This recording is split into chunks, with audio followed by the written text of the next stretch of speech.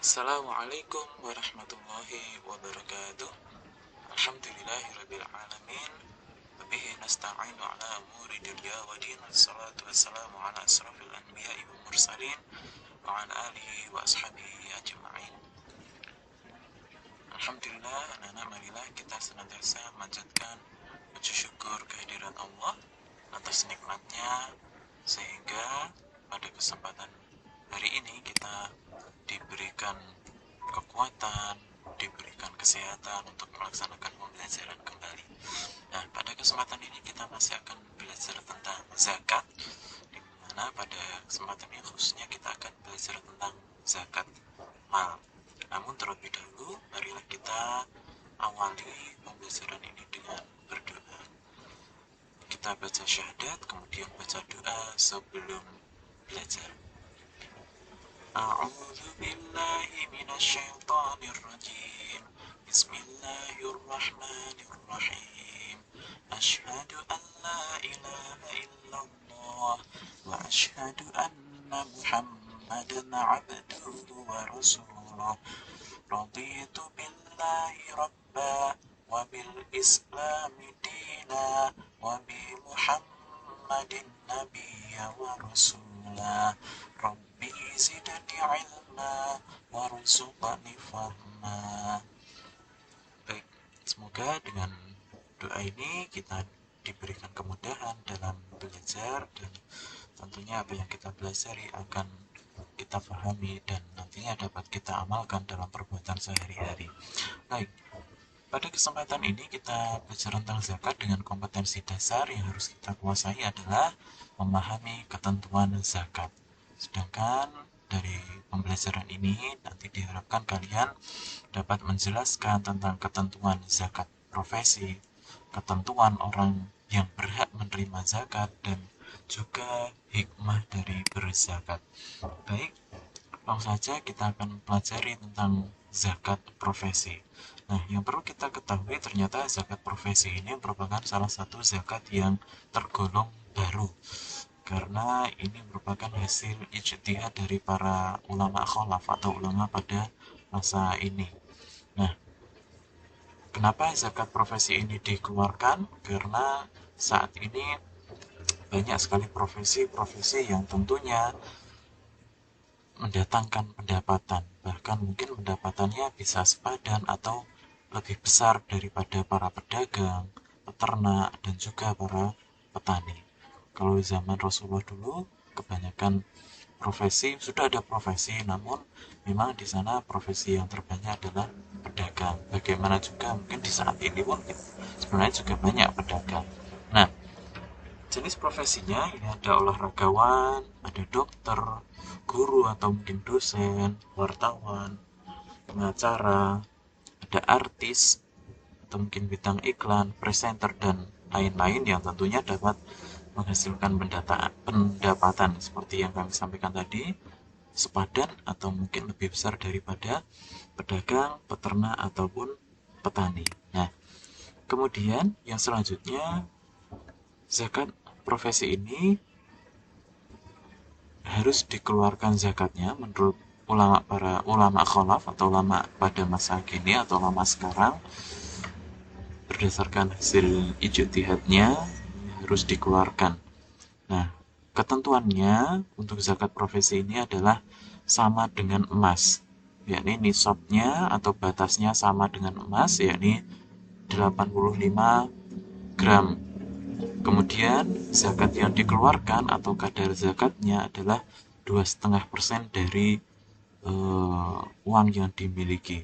Jika sudah senilai dengan 85 gram emas, misalnya 600.000 per gramnya emas itu, kemudian 6 gram dikali 85 sekitar mungkin ada 51 juta, maka dikali 51 juta, jika sudah mendapat 51 juta maka dikalikan dengan 2,5%, atau jika lebih dari itu kali 2,5%. Nah, teknisnya pemberian ini dapat dilakukan setiap tahun, karena untuk emas ini ada selain nisab dan kadar zakat juga ada haul. Haul yaitu waktu memiliki emas atau waktu memiliki harta itu adalah 1 tahun minimal. Nah, namun juga ada yang mengatakan ini dapat dikeluarkan setiap bulan. Setiap bulan, yakni dengan bagi misalnya tadi hartanya yang dimiliki 60 juta dibagi dengan 12 bulan. Ini ya, dikatakan 12 bulan. Maka setiap bulannya mengeluarkan ketika mendapatkan berapa keuangannya itu dikeluarkan setiap bulan atau dikeluarkan setiap saat mendapatkan. Nah, tentunya untuk zakat profesi atau zakat mal ini tidak dikeluarkan hanya ketika bulan Ramadan, ketika bersamaan dengan zakat fitrah, tidak, namun bisa dikeluarkan setiap tahun, setiap bulan, setiap saat, kapanpun ini bisa dikeluarkan, karena tujuannya dari zakat ini adalah mengentaskan kemiskinan, membantu para fakir miskin ini utamanya. Nah, berkaitan dengan zakat profesi ini, ada Ustadz yang sudah menyampaikan materinya, yakni Ustadz Dr. Erwandi Tarmizi, Magister Agama. Kalian dapat melihatnya di YouTube, silahkan dicari, di mana link untuk YouTube Ustadz Dr. Erwandi ini juga akan kami sertakan nanti dalam deskripsi materi ini. Nah, yang selanjutnya tentang mustahik, yakni orang yang berhak menerima zakat. Siapa saja? Ini sebagaimana yang disebutkan dalam Quran surat ke-9, yakni surat At-Taubah ayat 60. Allah Subhanahu wa taala berfirman, A'udzubillahi minasyaitonir rajim. Bismillahirrahmanirrahim. Innamas shadaqatu lil fuqara'i wal masakin wal 'amilina 'alaiha والمؤلفات قلوبهم وفي الرقاب والغارمين وفي سبيل الله وابن السبيل فريضة من الله والله عليم حكيم. Sesungguhnya zakat itu hanyalah untuk orang-orang fakir, orang-orang miskin, amil zakat, yang dilunakkan hatinya atau mu'alaf untuk memerdekakan hamba sahaya atau budak, untuk membebaskan orang yang berhutang, untuk jalan Allah, dan untuk orang-orang yang sedang dalam perjalanan, sebagai kewajiban dari Allah. Allah Maha Mengetahui lagi Maha Bijaksana. Nah, penjelasannya berkaitan dengan mustahik ini, yang pertama adalah di dalam ayat tersebut dikatakan yang pertama adalah untuk orang fakir. Orang fakir ini adalah orang yang memiliki harta sedikit atau mungkin dia bahkan nggak punya harta. Dia mungkin tidak mempunyai pekerjaan, ataupun ketika memiliki pekerjaan ini pekerjaannya tidak tetap, berganti-ganti. Nah, berganti-ganti itu pun tidak dapat memenuhi kebutuhannya sehari-hari. Katakan kebutuhan seharinya itu dia membutuhkan uang 50.000 tapi dia hanya mendapatkan 5.000. Nah, seperti itu. Kemudian yang kedua adalah miskin. Orang miskin dengan fakir ini berbeda. Fakir itu sangat sedikit hartanya, pekerjaannya tidak punya, ataupun kalau punya ini tidak tetap. Tapi kalau orang yang miskin, dia masih mempunyai harta sedikit lebih banyak daripada fakir. Dia juga mempunyai pekerjaan, tapi punya penghasilan, akan tetapi juga dia tidak dapat memenuhi kebutuhannya secara penuh, ya. Mungkin katakan kebutuhan tadi 50.000, dia hanya bisa mencukupi sebanyak separuhnya atau mungkin 40.000-nya. Itu jadi intinya fakir miskin ini berbeda. Fakir lebih parah daripada miskin, gitu. Maka dua golongan ini diletakkan di paling atas, lebih dahulu diutamakan di nomor 1 dan 2 karena harus diutamakan. Nah, diharapkan tentunya dengan adanya zakat ini akan dapat mengentaskan mereka dari kefakiran, kemiskinan, kemudian nantinya dia sudah tidak akan miskin lagi dan nantinya akan bisa berzakat malahan, ya. Kemudian yang ketiga yaitu amil. Amil yaitu orang yang mempunyai tugas untuk mengurus zakat, mulai dari pengumpulan sampai pada pembagiannya. Ada kelompok Mungkin ada golongan juga yang mengatakan bahwa amil ini hanya ada ketika zaman Rasulullah saja, yang amil benar-benar amil. Kalau sekarang ini adalah panitia zakat. Wallahu a'lam. Nah, kemudian yang keempat ada mu'alaf, yaitu orang yang dilunakkan hatinya. Hatinya masih lemah. Dia baru saja masuk Islam. Masih ada keraguan dalam dirinya mungkin.